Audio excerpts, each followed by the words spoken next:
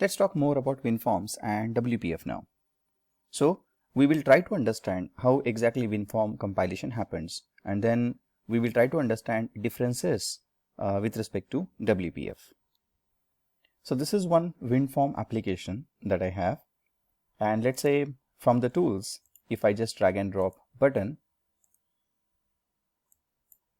So what happens behind the scene when you drag and drop a button? So if I just go to code, so whatever you see on the screen, the outer form 1 with minimize, maximize, close button, you will find out this is a visual representation of a form 1.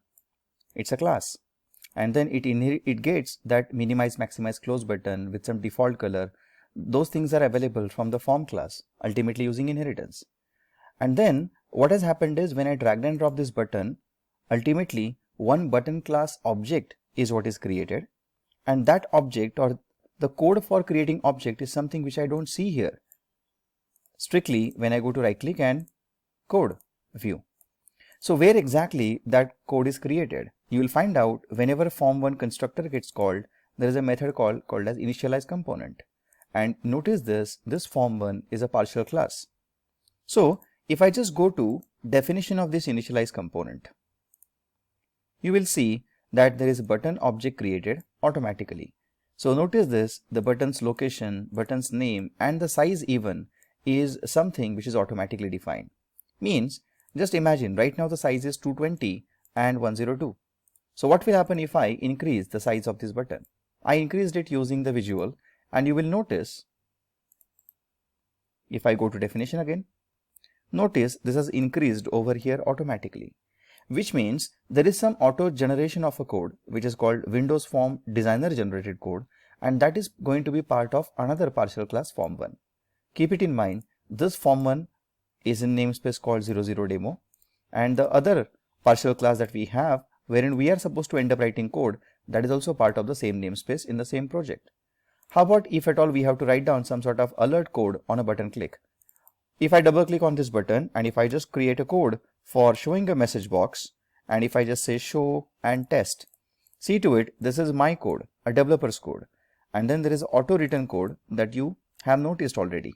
Now what I'm going to do, if I just compile my application, you will find out this partial class C# code and this partial class C# code are going to ultimately represent one single class, and then C# class or C# code is finally going to get compiled into something called as MSIL, that is Microsoft Intermediate Language. MSIL is one part of the assembly, which means if I go to the folder where we have stored this project, if I go to bin and if I go to debug, this is the .NET assembly that we have. If I click on this, it shows me test as an output. So what exactly this assembly has? So this .NET output ultimately assembly has one MSIL section, and the entire C# code converted into MSIL is a part of this exe right now. There are other parts as well that the assembly has. So let's try to understand those parts and how exactly code gets compiled and where exactly it gets stored. So here I have shown you Windows Forms compilation. So this is window form that we saw just now. So this was partially written, automatically written code, and there was partially written code which is below dialog or below block shows. Ultimately both are compiled as in single form1 class, will be compiled into MSIL, and notice any .NET based application, even if it's exe or DLL, has got the same structure which you see on the extreme right. So you will see there is MSIL, that is one section of the assembly. There is type metadata, normally attribute related informations or annotations information, extra information about the type being used in your code is going to get stored in type metadata. Then there is some section called as resources, wherein you will find out if you have some sort of references to some sort of maybe images or videos or anything external to your code, you will find out those references can be very well stored. And then there is finally what we have is assembly metadata, which is extra information about the assembly itself, right? Likewise, maybe CLR, which version of CLR we are using, what framework version we are targeting to, what sort of output type the assembly has. All this information will be part of this assembly structure.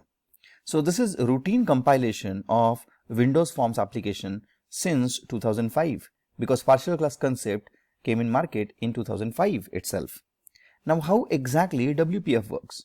So, I'm going to take the similar example in terms of WPF. However, we will try to use some what we call it as maybe we'll import some sort of content from the previous session.